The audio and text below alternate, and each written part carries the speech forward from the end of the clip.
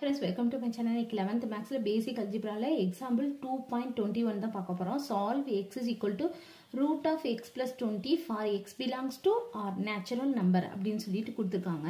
இப்போ இந்த root ofல இருக்குல்ல, அதுவே வந்து நமக்கு என்னன்னா பாசிட்டிவ் நம்பர் தான் கிடைக்கும். சரிங்களா? அந்த root of x plus 20 என்னன்னா greater than or equal to 0.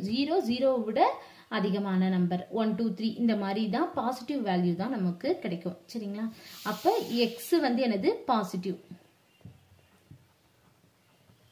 அப்ப ஃபர்ஸ்ட் நம்ம இதை எடுத்துக்குவோம். x is equal to root of x plus 20 square பண்ணுவோம். ரெண்டு பக்கம் ஸ்கொயர் பண்ணோம்னா அப்ப x square is equal to x plus 20. இது இந்த பக்கம் கொண்டு வந்தோம்னா x square minus x minus 20 is equal to 0. இது வந்து ஃபேக்டரைஸ் பண்ணுவோம். ஃபேக்டரைஸ் பண்ணா ரெண்டு நம்பரை மல்டிப்ளை பண்ணா minus 20 ஆட் பண்ணனா minus 1. அப்ப 5 4 4s are 20. அப்ப மைனஸ் இங்க போட்டுருவோம். இது ரெண்டு நம்பரையும் மல்டிப்ளை பண்ணீங்கன்னா minus 20 ஆட் பண்ணோம்னா minus 1. சரிங்களா? அப்ப என்ன வரும்? x minus 5 x plus 4 is equal to 0.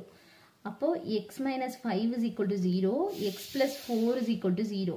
அப்ப x is equal to 5. இங்கிட்டு இருக்க minus 5 இந்த பக்கம் போகும்போது plus 5 ஆகும். x is equal to minus 4.